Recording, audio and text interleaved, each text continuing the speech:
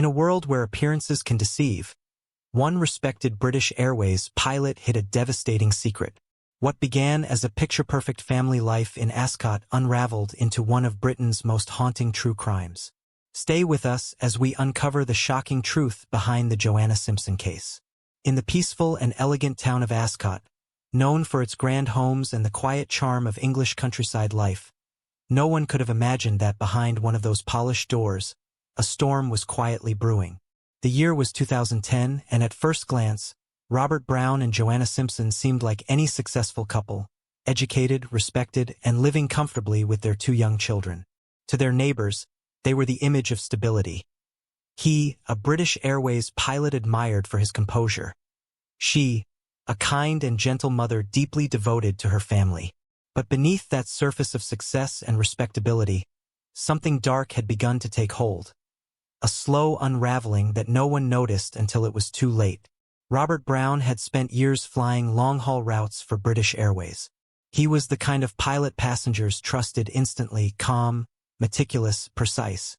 But away from the cockpit, those same traits took on a different shape. Friends noticed how rigid he had become in his personal life, how easily agitated he seemed when things didn't go his way. Joanna, on the other hand, was everything he wasn't. She was warm, patient, and deeply empathetic. A woman whose friends described her as someone who never raised her voice, even in disagreement. Her strength was quiet, and her love for her children defined her world. The couple had married in 1998, their wedding celebrated by family and friends who believed they were the perfect match. Joanna came from a well-to-do background, her family financially secure, and her upbringing reflected refinement and kindness. Brown admired her confidence and her calm.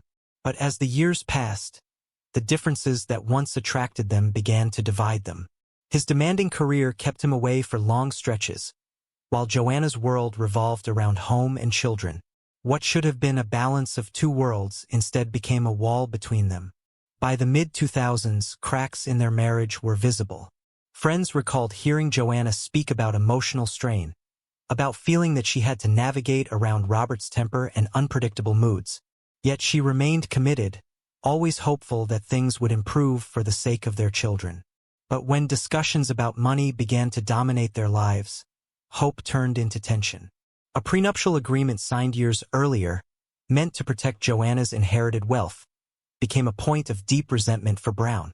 He felt it symbolized a lack of trust, that it reduced him to an outsider in his own marriage. When Joanna finally filed for divorce, it wasn't an impulsive act. It was a decision made after years of emotional exhaustion.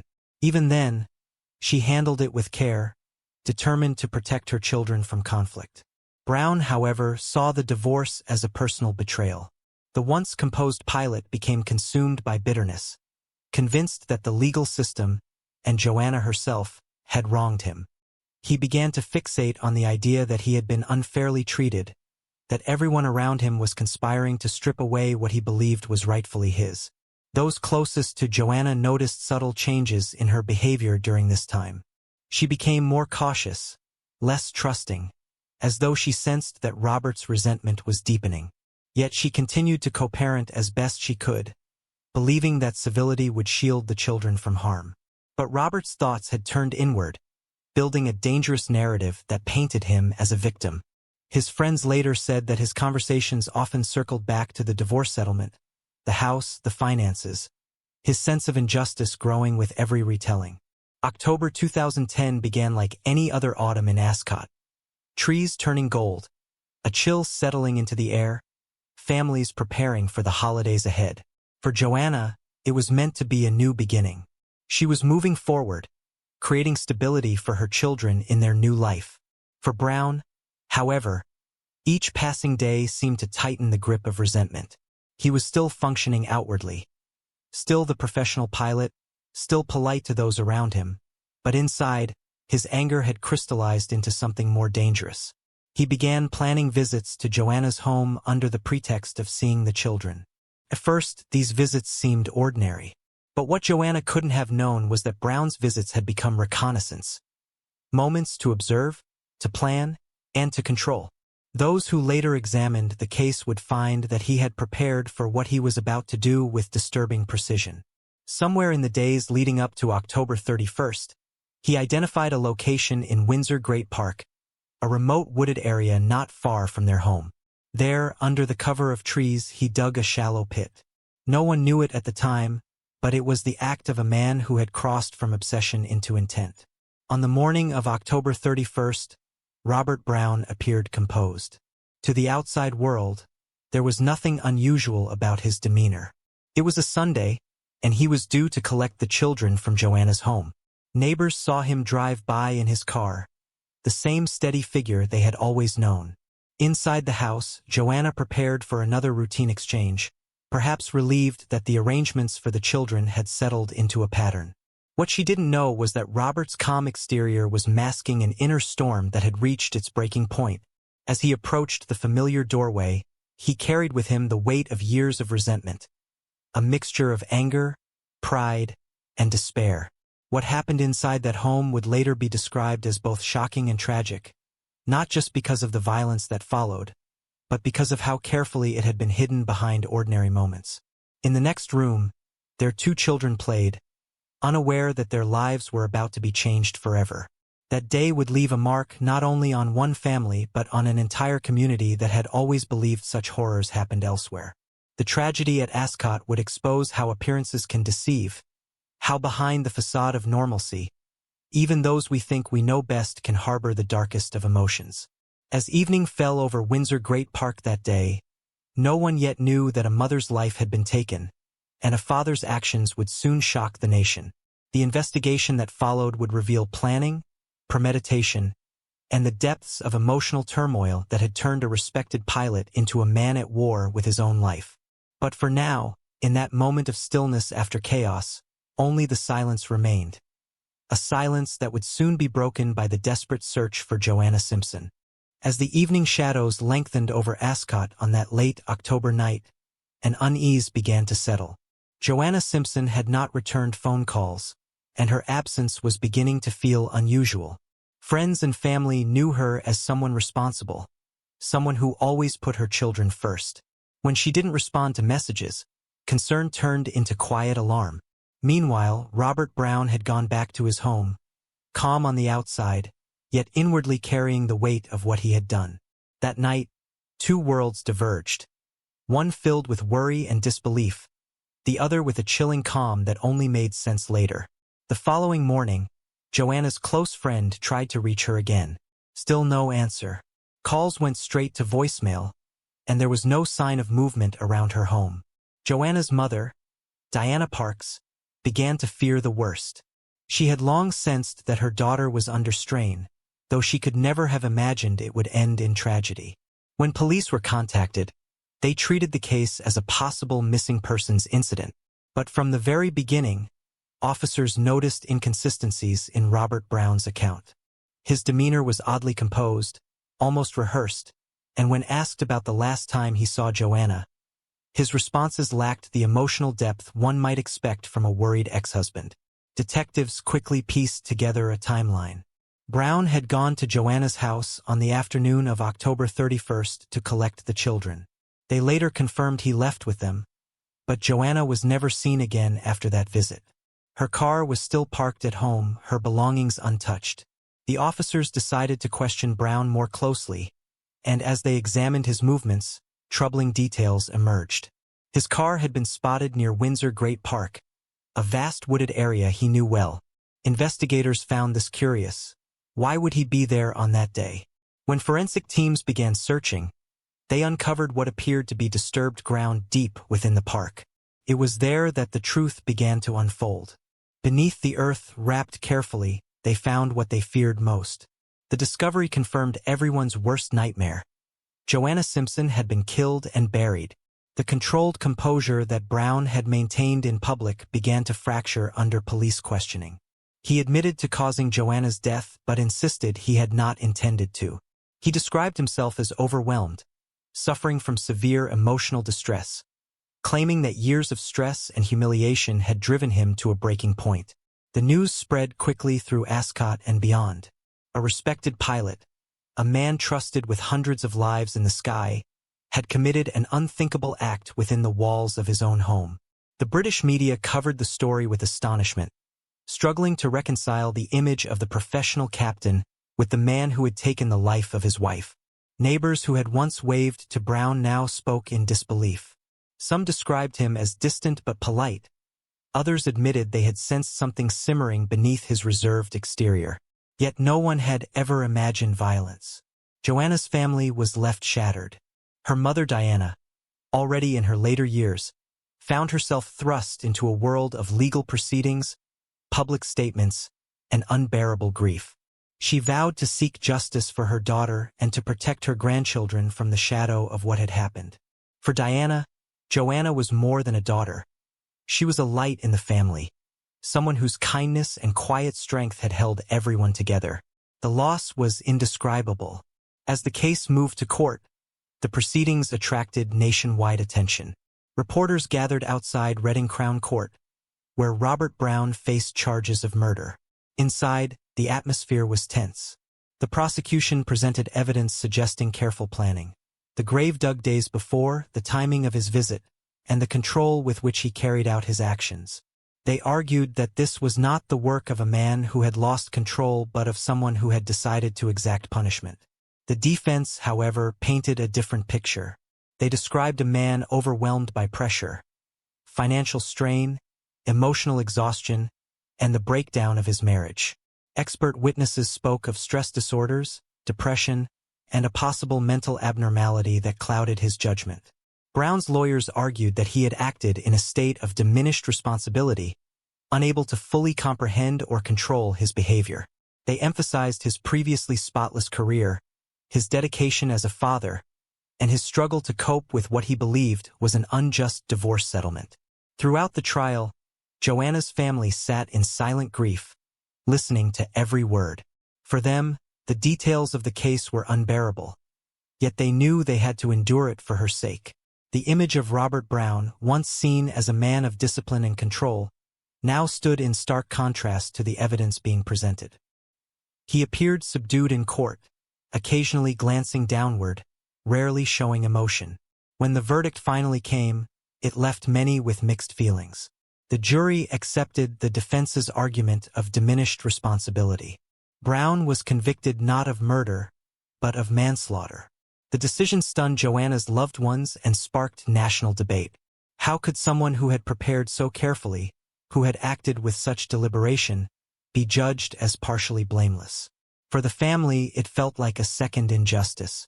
Judge and jury deliberations acknowledged Brown's mental state, but also noted the deliberate steps he took before the incident. The final sentence, 26 years in prison, was seen by some as lenient, considering the premeditation involved.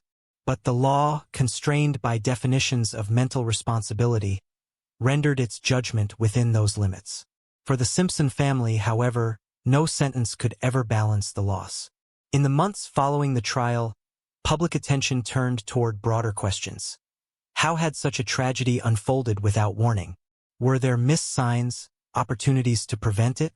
Domestic violence organizations highlighted Joanna's case as an example of hidden control, a kind of emotional dominance that can exist quietly behind polite facades. It wasn't the kind of story marked by visible aggression. Instead, it was one defined by psychological strain, by subtle manipulation that eroded safety long before the final act.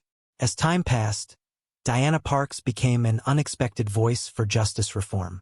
Though grief-stricken, she spoke publicly about her daughter's story, urging changes in how domestic violence and coercive control were recognized in law. She wanted to ensure no other family would face what hers had. In television interviews, she appeared calm but resolute, her voice carrying the weight of experience and heartbreak. Meanwhile, Brown's case continued to stir public opinion. Some sympathized with the portrayal of a man broken by stress. Others saw it as an example of how privilege and perception can shape justice. Could an ordinary man without his background have received the same degree of leniency?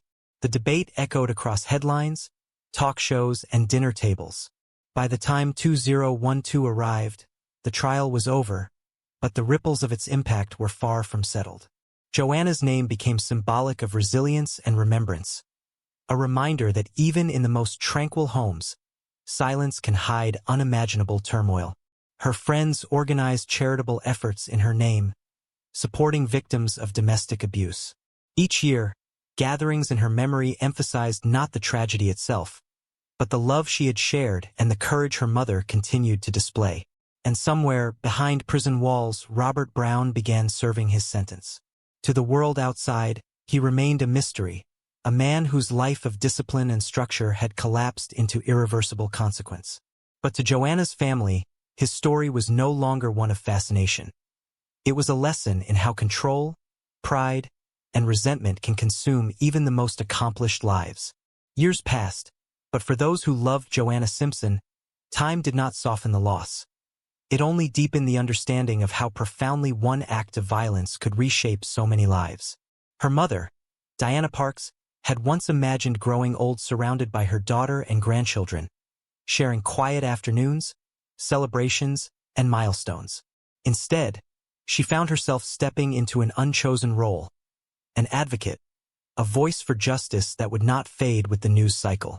Her calm but powerful determination drew attention from across the nation, and soon, the story of Joanna Simpson was no longer just about a family tragedy. It became a national question about how Britain treats victims and survivors of domestic violence. From the beginning, Diana had one unwavering goal: to make sure Joanna's death was not in vain. She spoke openly about the hidden dangers of coercive control, about how emotional intimidation can wear down even the strongest of people. In interviews, she never spoke with anger but with clarity, reminding viewers that domestic abuse often begins quietly, not with physical harm, but with isolation, manipulation, and fear. The country listened, and gradually so did lawmakers. Her campaign for what would later be known as Joe's Law became a movement, one that sought to prevent early release for violent offenders convicted of domestic homicide. For Diana, this was more than legislation. It was a promise to her daughter that her voice would continue to be heard. Meanwhile, Robert Brown's life behind prison walls reflected a stark contrast to the man he had once been. The confident British Airways captain, once responsible for the safety of hundreds, now lived in the monotony of incarceration. Reports suggested that he maintained a reserved, detached demeanor, showing little emotion. He studied, worked quietly, and kept to himself. But outside those walls, his name remained synonymous with betrayal and tragedy. The public remembered him not as the disciplined pilot, but as the man who had taken a mother from her children. 13 years after his conviction, news of Brown's possible release reignited public outrage. For Joanna's family, the announcement felt like reopening a wound that had never fully healed. They feared not only for their own peace of mind, but for the message it might send to other victims. Diana spoke again to the press, reminding the public that early release undermined accountability. Her calm composure during interviews only strengthened her message. She didn't call for vengeance. She called for fairness, for recognition of the lasting harm that such crimes inflict on families. Across Britain, public support for her campaign surged. People who had never met Joanna or Diana signed petitions, wrote letters to government officials, and voiced their concerns online. The case that had once shocked the nation was now sparking a broader conversation about justice reform. Questions emerged. How do we measure remorse? Can good behavior behind bars ever balance the deliberate act that ended a life? And what protections exist for families forced to live with that trauma forever? Through every interview and public appearance, Diana continued to humanize her daughter's memory. She spoke not about the violence but about the woman Joanna was: an intelligent, compassionate mother, the kind of person who made others feel seen and valued. It was this human side that kept audiences engaged. They weren't just hearing about a crime. They were hearing about the lasting impact of love lost too soon. At the same time, Joanna's 2 children were growing up, supported by their grandmother and surrounded by a community determined to protect their privacy. They carried their mother's legacy in quiet ways, in their values, in their empathy, and in their understanding that justice is not simply about punishment but about preventing future harm. Diana often said that her strength came from them, that they were the living reminder of Joanna's spirit. For her, Every public statement was also an act of protection, ensuring that her daughter's story was remembered for its meaning, not its tragedy.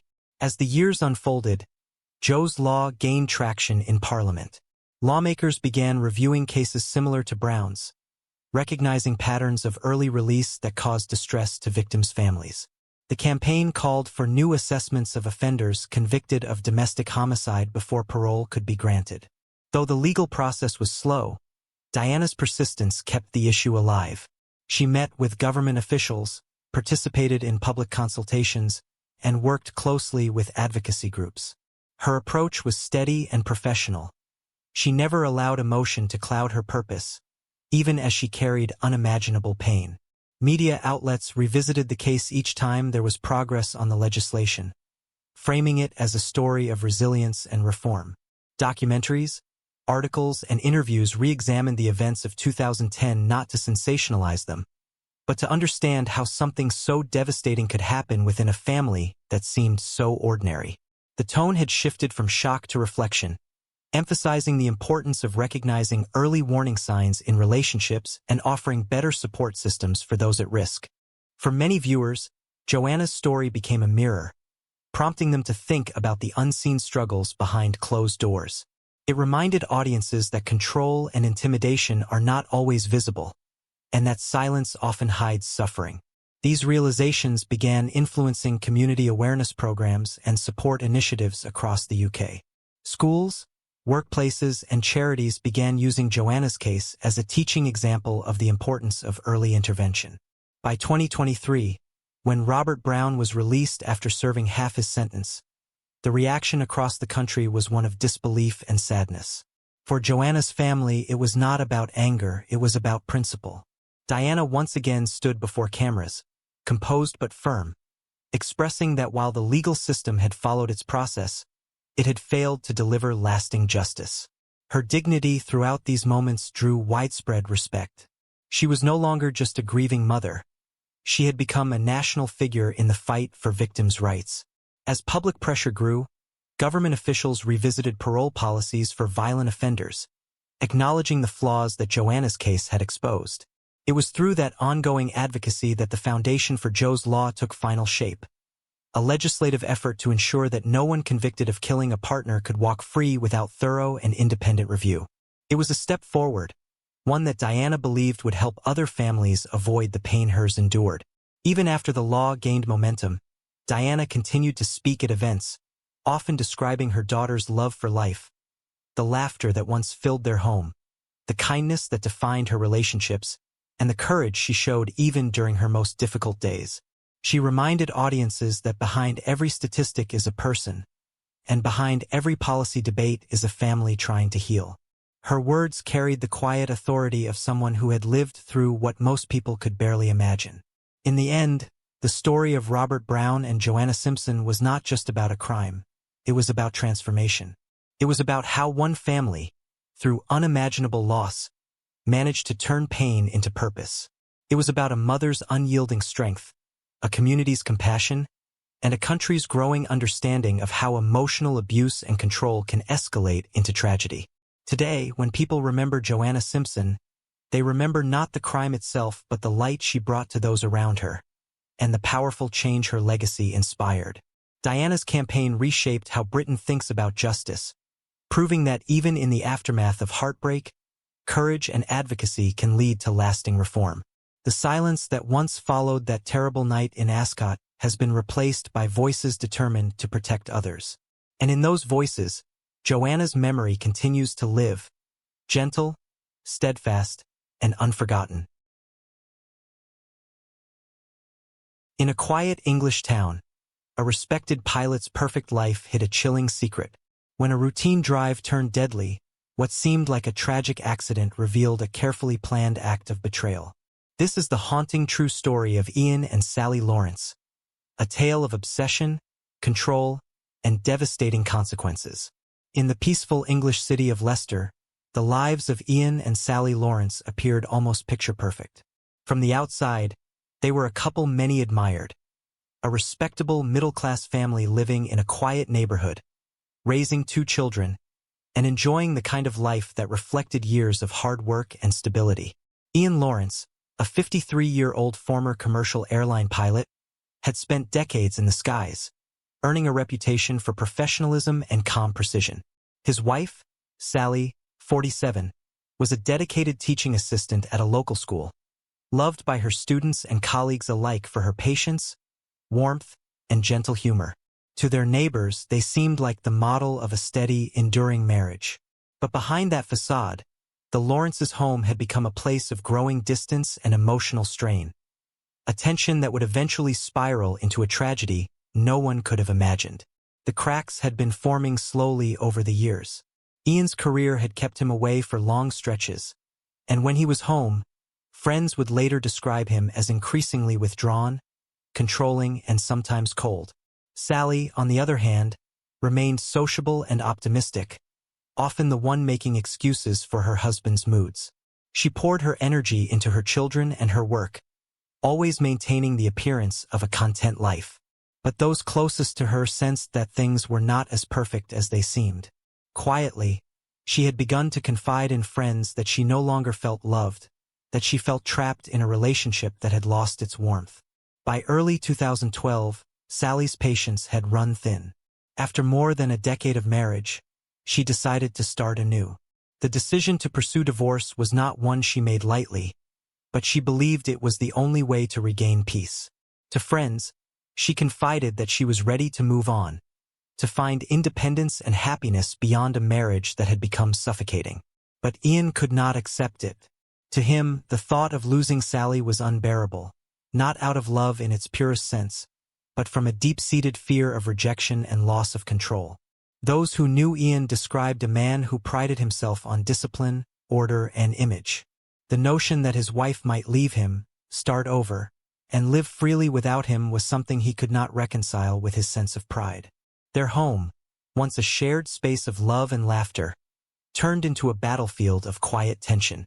Arguments became more frequent, and Sally began spending more time away, staying with friends, attending school events, and trying to maintain normalcy for her children. Ian's behavior grew more erratic, and those close to the family would later recall moments where he seemed detached, but brooding. In the months leading up to October 2012, the couple's relationship reached a breaking point. Sally was firm in her decision to proceed with the separation, and she began making arrangements to divide their lives. She told a close friend that she hoped Ian would accept it and move on, still holding on to a glimmer of belief that he would eventually understand. But deep down, Ian's refusal to let go had turned into something darker, a quiet obsession with control that consumed his thoughts. To outsiders, life carried on as usual. Ian still greeted neighbors politely, still ran errands, and still appeared to function normally. But inside, he was unraveling. His career as a pilot had ended years earlier, leaving him feeling adrift and without purpose. The marriage had been the last stable pillar of his identity, and now, with Sally seeking independence, he felt that everything defining him was slipping away. Sally, meanwhile, had begun to look forward to the future.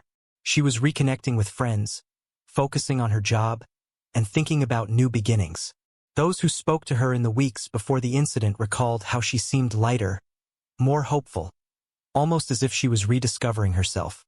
She didn't realize, though, that Ian had already begun to form a plan, one that would bring that future to a devastating halt. On the morning of October 6, 2012, the day began like any other. The air was crisp with the quiet calm of early autumn. Ian suggested to Sally that they take a drive together to talk, perhaps one last attempt to reconcile, or so he claimed. Sally, ever patient and kind-hearted, agreed. She may have hoped the drive could be a step toward an amicable understanding, a way to ease the transition for the sake of their children. She couldn't have known that her husband had already made silent preparations for something far more sinister. As they set out in their Peugeot, nothing seemed unusual to anyone who saw them. They drove through the countryside, the gentle hum of the engine the only sound between them. But inside that car, tension hung thick. Ian's mind was focused and methodical, every move calculated. He had disabled the passenger airbag earlier that morning, a deliberate act that required both knowledge and intent. He knew exactly what it would mean. The device that could have saved his wife's life in an accident would now be useless. Moments before the crash, investigators would later discover, he also unfastened Sally's seatbelt without her knowing. As they neared a bend on the road outside Leicester, the moment came.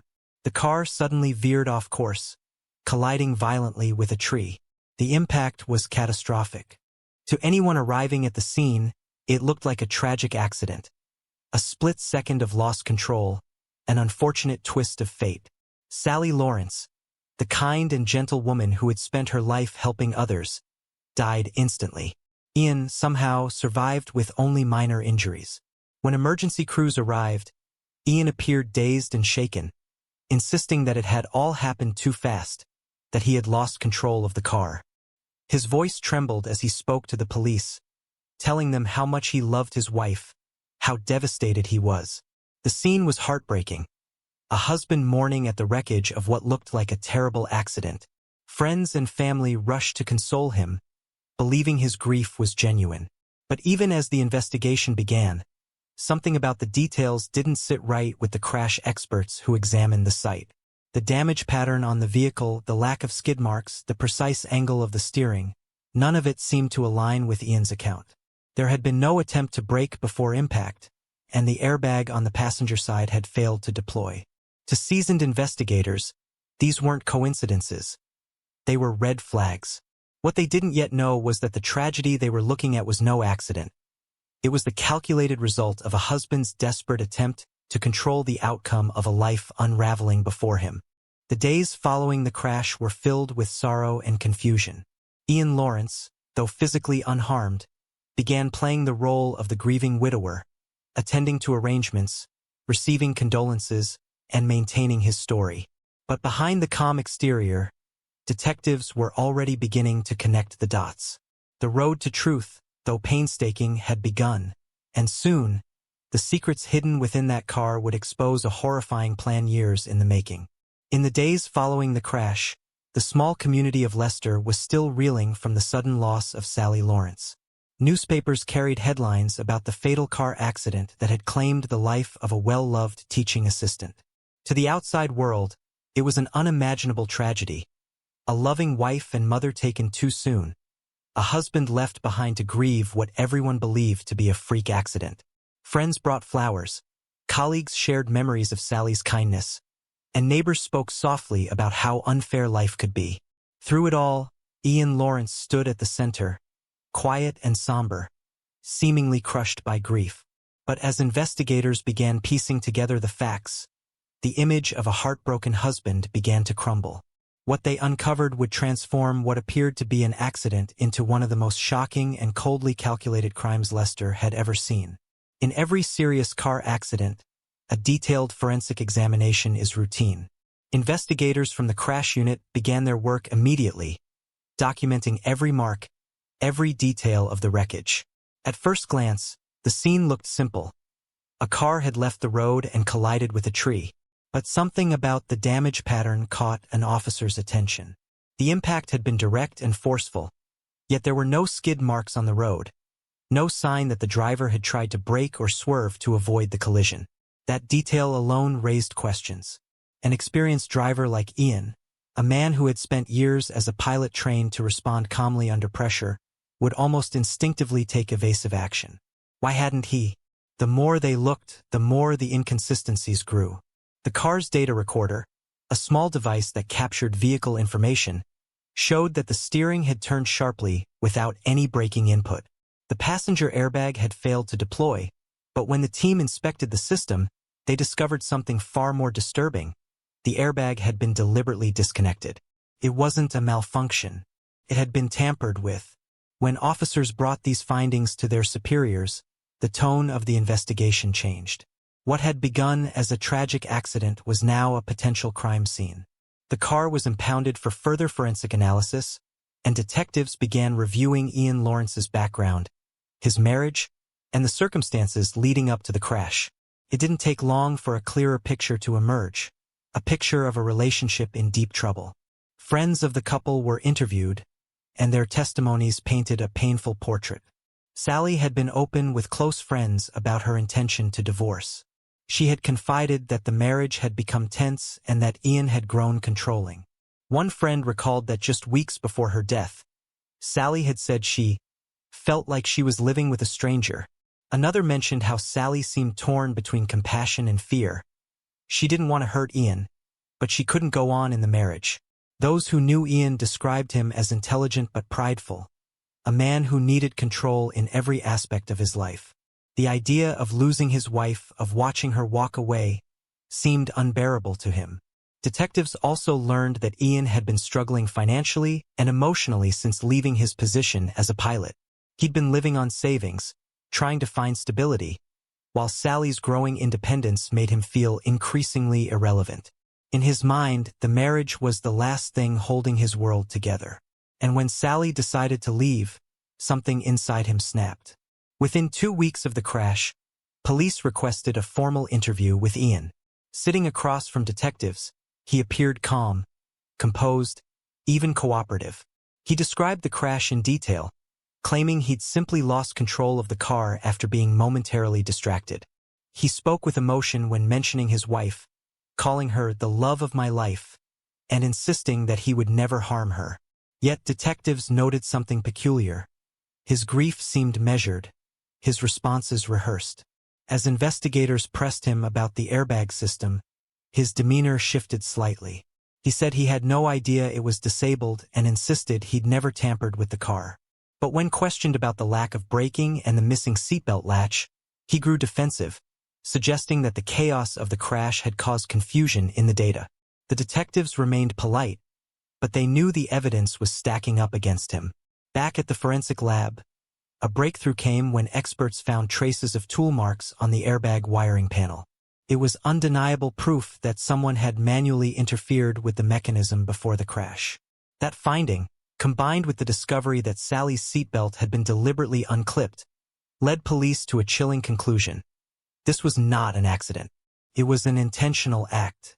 When confronted with the evidence, Ian continued to deny any wrongdoing. He maintained that it was all coincidence, that he loved his wife and had been devastated by her loss. But the investigators' questions became sharper. Why was there no evidence of braking? Why had the airbag been tampered with? Why was the passenger seatbelt unlatched? And why, if it was truly an accident, had he emerged with barely a scratch while Sally suffered fatal injuries? It was during this period that the emotional weight of the case began to hit those around it. Sally's family, who had initially comforted Ian, now faced the horrifying possibility that the man they had trusted might have deliberately taken her life. Her colleagues at the school described feeling disbelief that someone so kind and gentle could be the victim of such a cruel act.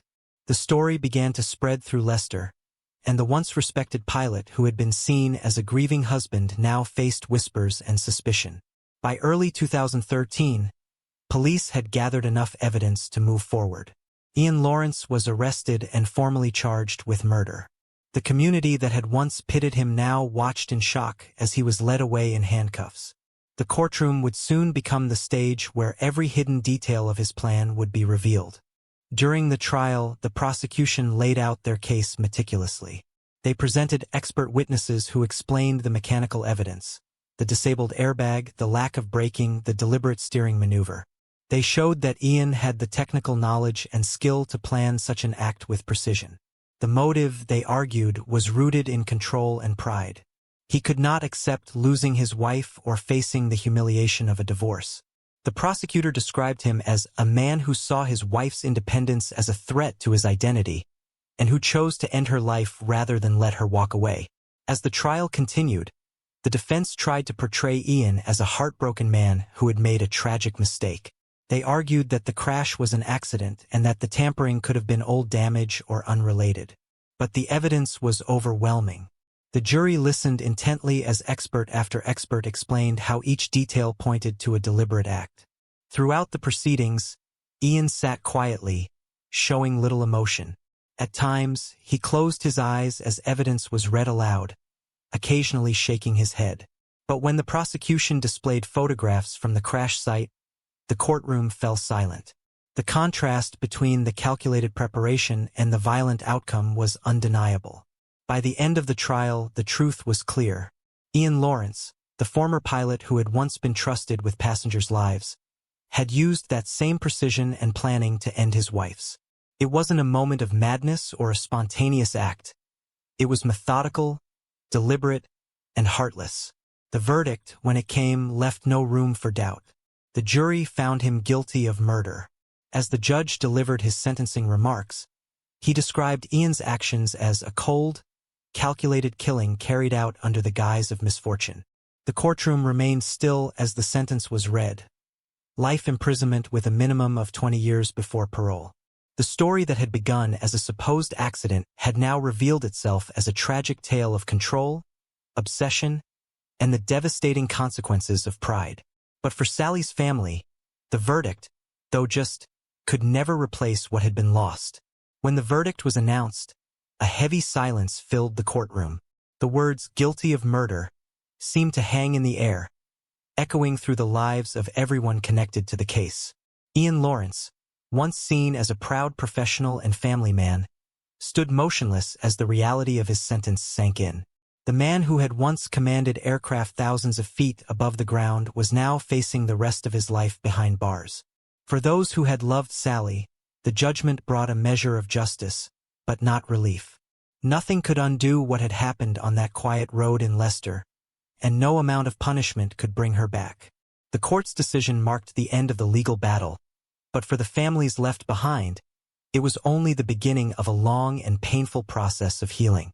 In the months that followed, the story of Ian and Sally Lawrence continued to ripple through the community. Newspapers ran features exploring how a marriage that seemed stable could conceal such deep fractures. People who had known the couple struggled to reconcile the image of Ian, polite, composed, even charming, with the man who had meticulously planned the death of his wife. Some refused to believe he could be capable of such cruelty, while others remembered moments that, in hindsight, now seemed like warning signs. A former neighbor recalled how Sally once appeared at her door, shaken after an argument, though she downplayed it as a misunderstanding. Another friend remembered how Sally would smile when asked about her marriage but quickly changed the subject. These small fragments painted a haunting picture of a woman trying to protect her dignity while quietly enduring emotional turmoil. Sally's family became the heart of the community's sympathy. Her children, caught between grief and disbelief, faced an unthinkable reality. They had lost both parents, one to death and the other to his own actions. Friends rallied around them, raising funds, offering support, and helping them rebuild some semblance of normalcy. Her colleagues at the school organized a memorial garden in her honor, planting flowers and dedicating a bench where students could sit and remember her. The plaque read simply, "In memory of Sally Lawrence, loved, respected, and forever missed." It became a small symbol of peace after so much pain. For investigators and prosecutors who had worked on the case, the outcome stood as both a victory and a tragedy. Many of them described it as one of the most meticulously planned domestic crimes they had ever encountered. Unlike impulsive acts driven by rage, this one had been carefully orchestrated over time. It forced many to reflect on how appearances can deceive, how even those closest to us can hide the darkest intentions behind a calm exterior. The case also became a point of discussion in policing circles about the subtle signs of control and coercion that often precede domestic tragedies. Meanwhile, inside prison walls, Ian Lawrence began serving his life sentence. Those who saw him described a man withdrawn and isolated, someone who rarely spoke about his crime and seemed to live in a world of denial. There were reports that he maintained his innocence to anyone who would listen, insisting the crash had been a terrible mistake. But the court's findings had been clear, and no amount of denial could erase the evidence that had condemned him. For the public, he had become the embodiment of how pride and obsession can twist love into something destructive. As the years passed, documentaries and newspaper retrospectives revisited the story. Each retelling carried the same underlying question. How could someone who once vowed to protect another person's life end up taking it? Experts in psychology and criminology offered their interpretations. Some believed Ian's actions stemmed from a deep-seated fear of rejection and loss of control, that for him, The collapse of the marriage represented not just personal failure, but the complete unraveling of his identity. Others viewed it as a calculated act by a man unwilling to let anyone, even his wife, dictate the course of his life. Whatever the explanation, the tragedy remained a reminder of how emotional desperation can evolve into dangerous fixation. For Sally's friends, however, the focus was not on understanding Ian's motives, but on preserving her memory. They described her as a person who radiated warmth, who gave endlessly to others, and who believed in the goodness of people even when life tested her patience. Her kindness was what made her such a beloved teacher. Children who had once been in her classroom would occasionally leave notes at the memorial garden, messages written in small, uneven handwriting. "Thank you, Miss Lawrence, for helping me believe in myself." Those small gestures became proof that her spirit continued to touch lives long after her death. The wider community also began reflecting on the quiet dangers that can exist within seemingly ordinary homes. Domestic abuse advocates used the case to raise awareness about the warning signs of coercive control, behaviors that often go unnoticed because they don't leave visible scars. Ian's ability to maintain a calm, respectable facade while emotionally dominating his wife became an example discussed in training sessions and awareness campaigns. The message was clear. Control and possession are not signs of love, but red flags of potential harm. The story of Ian and Sally Lawrence also resonated because it highlighted the fragility of perception. To neighbors, they had been the perfect couple, stable, polite, successful. But behind closed doors, a completely different reality had been unfolding. It was a reminder that appearances can mislead, that what looks serene from a distance may conceal storms beneath the surface. For many, that realization brought discomfort, forcing them to reconsider how well we truly know the people around us. Over time, as the media attention faded and life in Leicester returned to its quiet rhythm, the story remained as a lingering shadow, a cautionary tale about what can happen when love turns into control and pride replaces compassion. The court's records stood as testimony to Sally's final moments, and to the investigators who refused to accept an easy explanation. Each piece of evidence they uncovered, the disconnected airbag, the unlatched seatbelt, the absence of skid marks, had spoken for her when she no longer could. Years later, former investigators would still recall the case with a mix of sorrow and respect. It wasn't the kind of crime that relied on brutality or chaos. It was one that relied on calculation and deception, that, in many ways, made it even more haunting. It showed how danger can wear the face of calm, how manipulation can be disguised as devotion. For those who study such cases, it became a lesson in persistence, the importance of questioning, of looking deeper than what appears to be true. Today, Sally Lawrence's name lives on not through the tragedy that ended her life, but through the kindness she showed while she lived. The memorial garden at her school still blooms each spring, tended by staff and students who never met her but know her story. Her children, though marked by loss, have grown into adulthood carrying her strength, determined to honor her memory by living the peaceful life she always wanted. The story of Ian and Sally Lawrence remains a powerful reminder of the thin line between love and control, between devotion and obsession. It is a story about appearances, about hidden pain, and about how silence can sometimes be the loudest warning. And though time moves on, the lessons it leaves behind endure, that no life, no relationship, is as simple as it seems, and that behind even the calmest surface, storms can quietly brew. In the end, it is not the tragedy that defines Sally's legacy, but the light she left behind in the lives she touched, a light that even the darkest act could never extinguish. In a quiet Australian valley, a shocking accident hides a deeper, darker story. Francis Crawford's death raises questions of love, betrayal, and hidden secrets.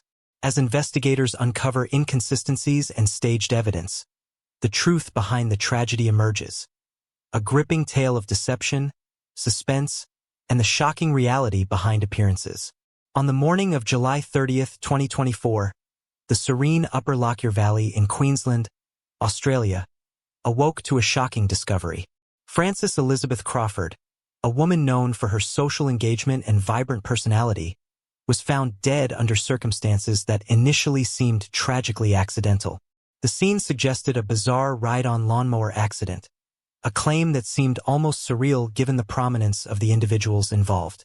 Frances' passing quickly attracted public attention, not only because of the unusual nature of her death, but also because of her husband, Robert John Crawford, a respected pilot with a distinguished career in the Royal Australian Air Force and later in civilian aviation. Friends and neighbors recalled that Frances and Robert had once been considered a picture of stability. Frances, in her late 30s, had been actively involved in the local community and charity initiatives, attending events and participating in volunteer programs. She was described as energetic, approachable, and deeply committed to those around her. Yet, in the months preceding her death, those close to her began noticing subtle changes. Frances had become more withdrawn, and conversations with friends hinted at increasing tension within her household. The signs of strain, though largely private, were enough to draw attention once tragedy struck. Robert John Crawford, in his early 40s, was regarded as disciplined, precise, and highly professional. His career trajectory in the RAAF had earned him respect and accolades, and his transition to civilian aviation maintained his reputation for reliability and technical expertise. However, beneath this public image, investigators later suggested that his personal life was far more complex. Prosecution accounts alleged that Robert was involved in a prolonged extramarital affair. Combined with mounting financial pressures and marital discord, these factors were considered potential motives that might explain the circumstances surrounding Frances' death. While friends and colleagues saw a composed professional, the household dynamics painted a different story. The investigation into Frances' death began swiftly. Queensland police arrived on scene to examine the property, taking note of both the physical evidence and the unusual circumstances surrounding the accident. Forensic experts assessed the site, focusing on the positioning of the lawnmower and surrounding debris. Early findings suggested inconsistencies that raised questions about the initial assumption of a tragic mishap. Phone records and CCTV footage were collected, revealing gaps and anomalies in the timeline of events that warranted further scrutiny. Robert's statements to authorities, while precise, were later identified as containing discrepancies, intensifying suspicion that the scene may have been staged.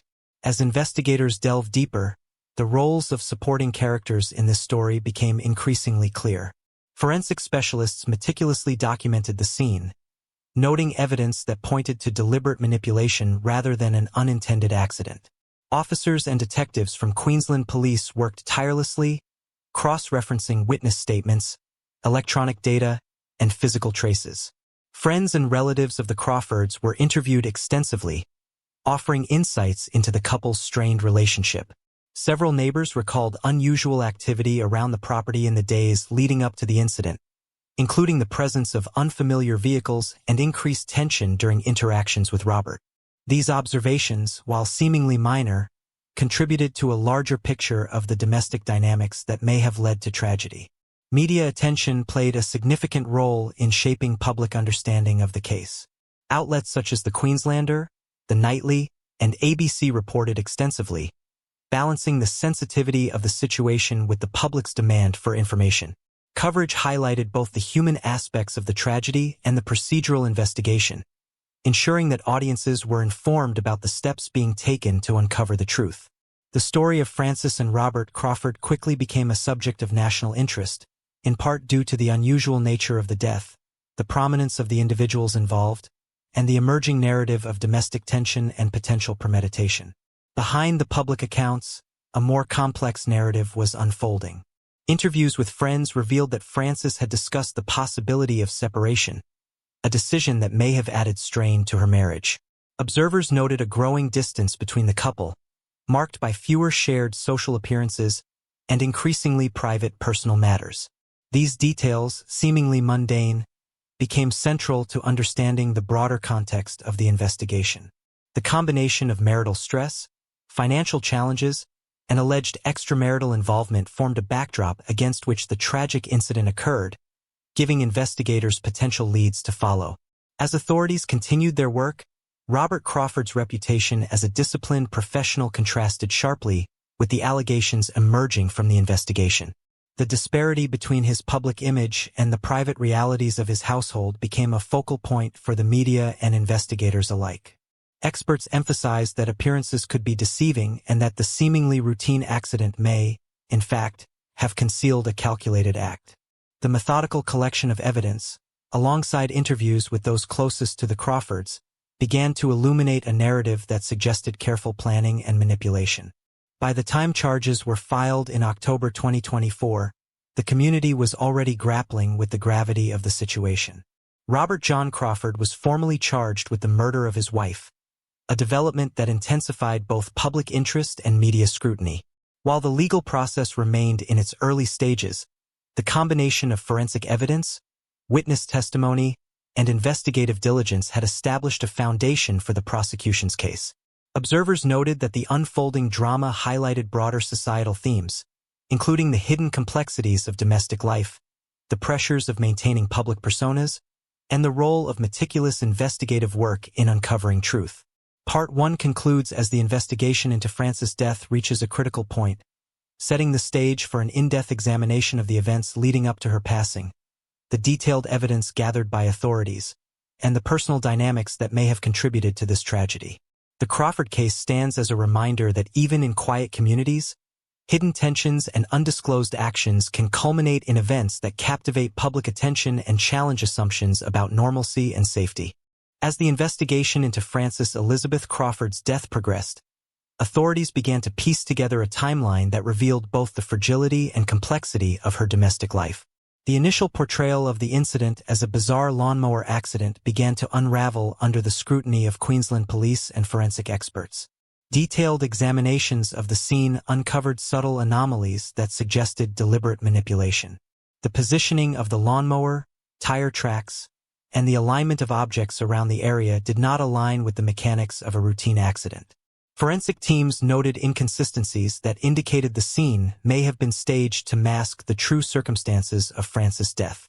Investigators focused on Robert John Crawford, whose behavior and statements in the aftermath of the tragedy became a key area of inquiry. Though outwardly composed and cooperative, his timeline of events conflicted in small but significant ways with electronic records, neighbor observations, and forensic evidence. CCTV footage from nearby properties and phone location data were cross-referenced to reconstruct his movements on the day of the incident. Discrepancies emerged, prompting detectives to question whether Robert had used the appearance of a household accident to conceal deliberate actions. While Robert's professional discipline painted him as methodical and precise, these traits now took on a more concerning dimension in the eyes of law enforcement.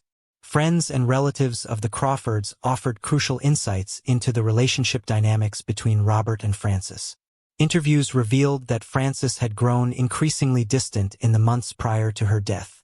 Conversations with confidants indicated that she had been contemplating separation, a fact that was supported by accounts of private disagreements and emotional strain observed by family members. Neighbors reported unusual activity around the Crawford residence, including brief visits by unknown individuals and irregular patterns of movement within the property. These observations, while initially peripheral, later became central to understanding the context in which the tragic event occurred.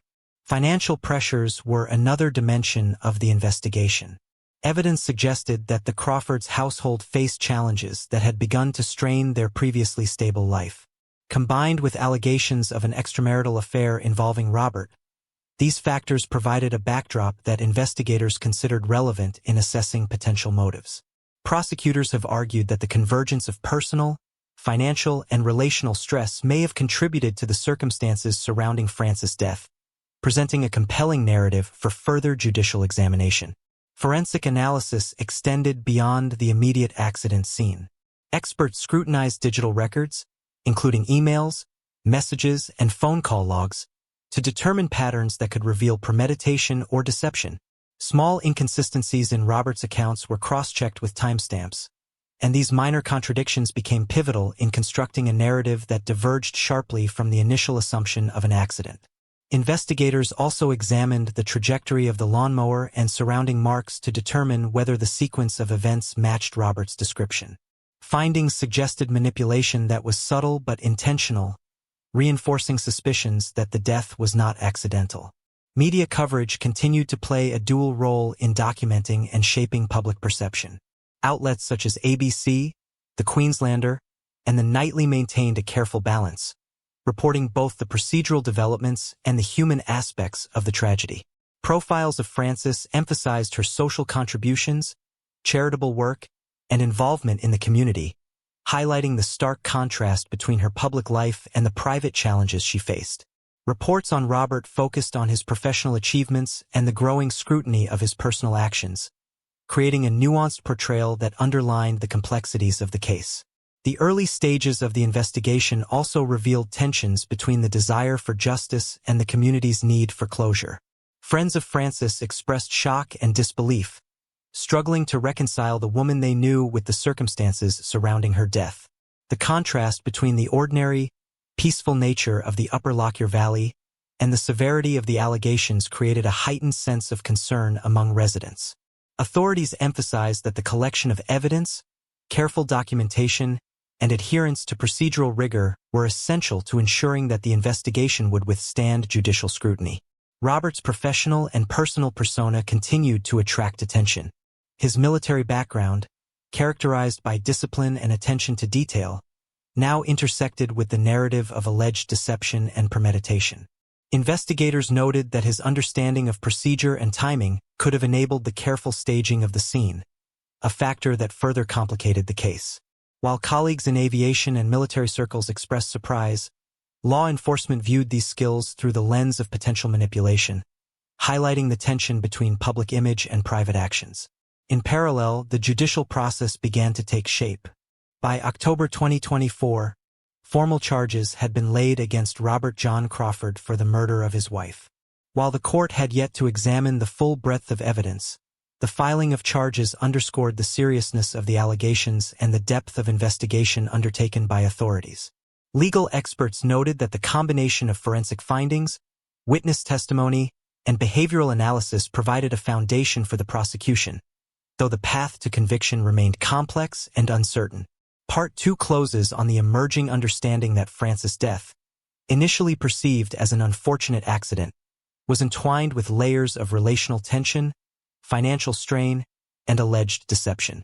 Investigators continued to navigate the delicate balance between establishing motive, opportunity, and intent, while ensuring that the collection of evidence adhered to strict legal and ethical standards. As the case advanced, the narrative shifted from a shocking accident to a detailed, methodical examination of potential premeditation, drawing public attention to the hidden challenges that can exist even in seemingly ordinary households. As the investigation into Frances Elizabeth Crawford's death progressed into the later months of 2024, the focus shifted from initial assessments of accident to a meticulous examination of motive, intent, and opportunity. Queensland police, alongside forensic experts, continued to reconstruct the events leading up to the tragedy, analyzing every detail of the household environment, communications, and personal interactions between Robert and Frances. What initially appeared as a bizarre lawnmower accident gradually revealed a pattern suggesting deliberate orchestration, with investigators emphasizing subtle manipulations in both the physical scene and Robert's account of the day. One of the central elements of the investigation involved digital evidence. Phone records, text messages, and location data were analyzed to verify timelines and interactions. Investigators identified gaps and inconsistencies that indicated moments when Robert's movements did not fully align with his statements. These discrepancies, while minor in isolation, collectively raised serious questions about the narrative he presented. The scrutiny extended to the dynamics of Robert's extramarital relationship, which authorities suggested might have intensified his personal and marital stress, contributing to a possible motive. While no definitive conclusions were drawn in the early stages, the pattern of behavior provided critical context for the judicial process.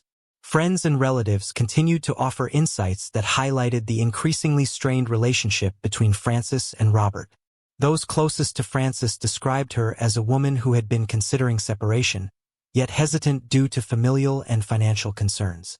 Witnesses recalled arguments and growing emotional distance, noting that Robert's responses often appeared controlled, even detached, in private conflicts.